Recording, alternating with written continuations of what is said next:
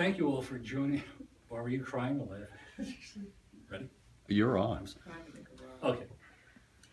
Thank you for joining us here today under circumstances that are trying, perhaps even confusing for many of us here.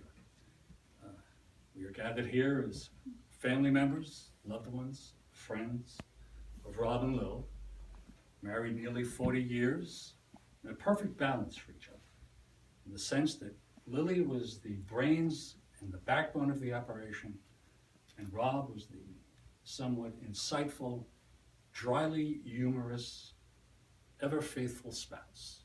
To give you an example, they drove hours to visit friends, and upon arriving, the male guest asked Rob, "How was the drive?" And he responds, "Ask her. She drives. I steer."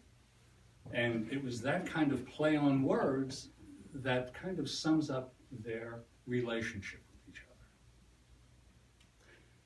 And as I was preparing for this homily, I found myself asking, what was our Father, their Father, thinking as he watched his children struggle with this grave anguish generated by the circumstances that life presented them with?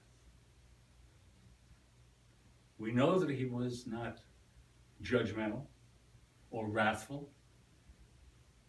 Instead, I believe he was loving and pitiful. And he anguished at the thought of their plight. Because we know from his word and from our own experiences that our God is a loving God, a forgiving God, an abundantly providing God, a merciful, forgiving, and just God.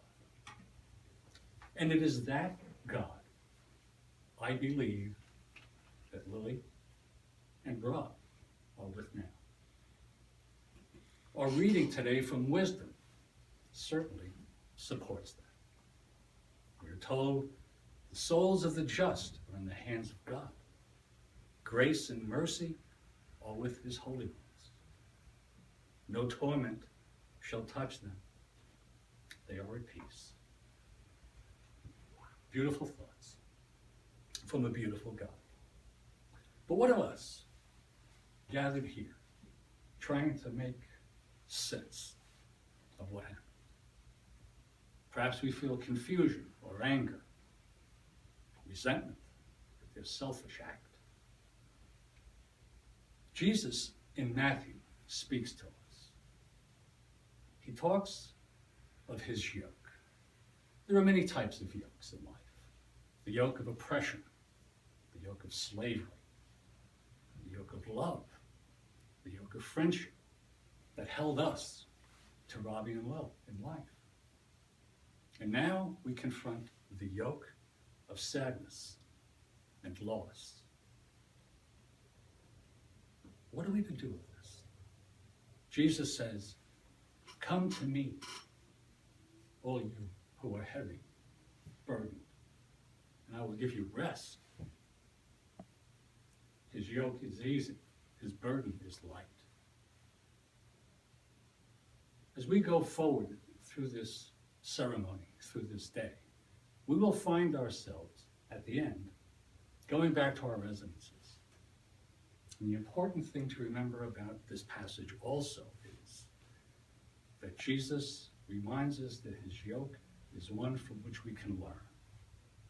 Learn to have him in our life. Learn to let him carry this burden for us.